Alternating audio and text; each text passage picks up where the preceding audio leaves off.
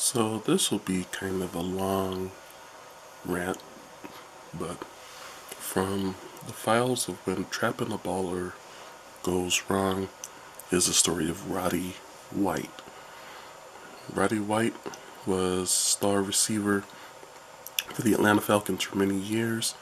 He played in the NFL from 2005 to 2015, and it said, excuse me, that he earned $65 million over the course of his career. He is now in a situation where he is going to court with the mother of his child, asking for a reduction in child support. Child support agreement was reached back in 2012 for $3,200 a month for child support. A lot of people are asking, how did he make $65 million, and it's gotten to the point where he needs his child support payments reduced. And so I want to try to explain a little bit how an athlete that looks like they made a ton of money didn't really make a ton of money. And this is important because you just had the NFL draft. You've had so many things that have come up recently. You're going to have the NBA draft coming up.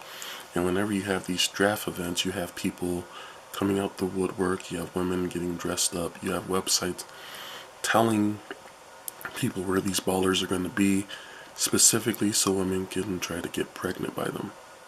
Now, I'm not saying anything bad about the mother of Roddy White's child, because we don't know. They could have been in a relationship, could have been in love, but anyway, a child came out of the situation. So he clearly made less than $10 million a year during the course of his contract, but let's say he made $10 million a year during the course of his NFL career. To a lot of people, obviously $10 million is a lot of money, but the thing that people forget about NFL athletes, or any athlete in general, is that you have to pay taxes on that money. And so it gets compounded because a number of athletes will work in one state. The team that they play for will be in one state, but where they live is actually in another state, which means they have to pay taxes in multiple states. In some states are clearly higher than others. You have your federal taxes on top of that. So depending upon how many states a person has to pay taxes in, it's actually in some cases been shown where just in taxes alone, 50% of their money is gone. And assuming their taxes were paid properly and on time, that 50% is never seen by the athlete whatsoever. So you can have $10 million a year, but then it's only $5 million after taxes. And if you don't believe that the government in federal taxes takes out a lot, just look at people who win the Powerball, and if they take the one-time cash payout, how much less it is. And that gives you an indication of how much federal taxes are involved when you get into that much money. Let alone if you have to pay taxes in two different states because you live in one, work in one, or if other states say, well, you earn income here, playing here, so you got to pay tax on that too. So the tax situation gets complicated in that regard, but up to half of the money could be gone in taxes. Then you have the agent that negotiated the deal. A lot of the agents that players have definitely ripped them off. A lot of players are not financially educated when it comes to things like how much they have to pay an agent, what the agent is actually doing for them. And so there are some agents that are able to get away with taking 20% of a contract. So 20% is a lot. Some people get ripped off even more by their agents. Their agent is essentially a contract lawyer who negotiates the contract for them, or any business dealings that involves a contract. is what an agent is supposed to negotiate for you. So, as I said, they end up finding out their agents are taking close to 30% of what they've been taking in right off the top. But some, for this argument, will say 20%. So, if an agent is getting 20% of a $10 million a year contract, remember, $5 million has been taken away from taxes, and that 20% is based on that $10 million, not that $5 million that's being taken home. So, in this situation, person, $10 million a year, but half of it's gone in taxes, and then another 20% on top of that is going to an agent or an agency that supposedly is a team representing you on things, but a lot of times don't. So at that point, you're looking at close to $7 million of that $10 million is gone and is not even seen by the athlete. So imagine if you are making money and 70% of it is gone before you can even touch it or see it. That's a huge chunk of money. So you're left with $3 million, but you have to live in a house where you work and then where you're going to stay in the off season. So that's multiple properties. You have to have vehicle in both places as well.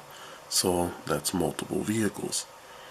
Then there comes the family that you have. If you're an athlete and you have family members still in the hood, you gotta try to get them out the hood. One of the first things a lot of athletes do, they buy their mom a house and they start paying her bills. So all of a sudden you have other people that you have to take care of, and these are grown adults that have to eat, have to have clothes, have to have everything.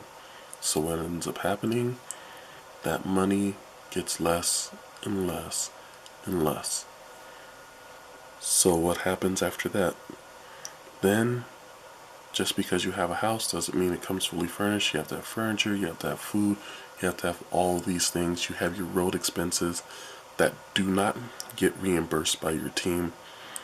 And quickly you can see how someone who's making $10 million a year, depending upon their tax situation and where they live, won't even see anything close to that.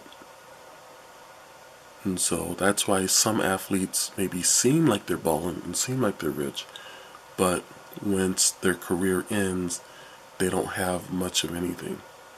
You compile that with child support situations where you have some guys that have multiple children with multiple women, meaning they have to pay out multiple child supports, and you can see where a guy can retire from the NFL, his body is beat up, he maybe has concussion issues, and he cannot afford to pay his child support.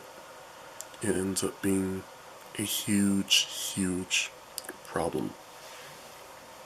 And so, this story gets repeated a lot more often than is publicized.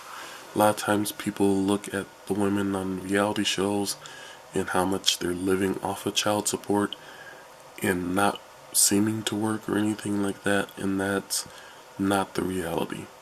It's also not reality that these women are set for life, because once that child turns 18 or goes off to college, if they graduate high school early, what ends up happening is they're cut off at that point, which means they have no income, they have nothing coming in whatsoever. So states have also gotten tired of what they see as women living off child support. In the reality shows, you can really blame them for that. So that's why more and more states are trying to adopt a system where 100% of the child support goes on a prepaid debit card. That way the state can monitor how much money is actually going towards the care of the child. If the state finds out that money's not going to the care of the child, then they can reduce or eliminate the child support whatsoever. And so this helps prevent situations where you have, say, a woman who's buying expensive cars, living in an expensive home, wearing expensive clothes, fine furniture, dining out often, off of money that's supposed to go to the support of their child. And so that's definitely something you're seeing more of, or you're seeing more situations like Dwayne Wade, where the man is actually getting full custody of the children. Chris Bosh, I think, same thing. So you have a situation like that. In some cases, it's decided that the mother needs to pay child support to the husband, even though he's wealthy and he's an athlete, all because of the fact that he's the primary caregiver for the child. So, rappers, same thing. Many of them sell millions of dollars in records, and many of them don't see much money off of that. They make their money on touring. Excuse me. They'll tour all over the world, but they don't make much per record as far as actually taking home money. It's just an illusion the record company gives you to make you think that they're wealthy and well-to-do. So that's just a short example of how somebody can seemingly be rich but still have little to no money whatsoever. And so definitely, if you're a woman out there thinking about going to NBA All-Star Weekend, there's always stories about that where women are going hoping to get pregnant by an athlete. They're going to the draft because they feel like this big check is about to come in. And especially in the NFL, a lot of the money could be a signing bonus, but if the player does something the team doesn't like, there are clauses in that contract where that signing bonus gets revoked and that money has to go back. So of that $65 million that Roddy White made, if 30 of it were signing bonuses and he did something the Falcons didn't like and they pulled it, then he averaged only $3.5 million a year. Just giving an example with the numbers given with him. But this is just to show you how you can't count on getting pregnant by the right person and that being your retirement plan. It also needs to be a lesson to men out there, because so many of these guys try to act like these women truly love them. Excuse me, these women want to be with them. And how many guys have to go bankrupt off of child support before athletes learn the principle of one, which is you can only sleep in one house at a time, you can only ride around in one car at a time, and you only meet one woman at a time. All these instances of getting multiple women, having multiple kids by multiple women, it's bankrupting men left and right. And there's only so much blame you can put on the woman, because as a guy you see these examples and you've got to know to do better. And sadly a lot of guys don't. So if you're a guy and you're an athlete and you hear this, not every woman wants to be your friend. You need to just find someone special and stick with them. It's interesting how we call that advice old-fashioned, but it really still works. So hopefully there can be a resolution with Roddy White and his baby mother and things work out for the benefit of the child. But you gotta recognize with a lot of athletes, they will go from making seemingly millions of dollars a year to many of them earning $0.00 a year after that. And if you get child support change when their income goes up, legally it's supposed to go down once the athlete stops making money. The child support's supposed to go down at that point. So definitely just think twice about everything if you're trying to be a star athlete or if you're trying to get with a star athlete, because it's not always cracked up the way you think it is. It's sometimes very messy, very convoluted. A lot of guys get ripped off. A lot of guys find out later they're writing a check to a CPA to pay their taxes and the taxes didn't get paid. So just, if you can avoid all that headache and hassle, avoid it. So just an example of how trapping a baller can go wrong. I'll talk to you later. Goodbye.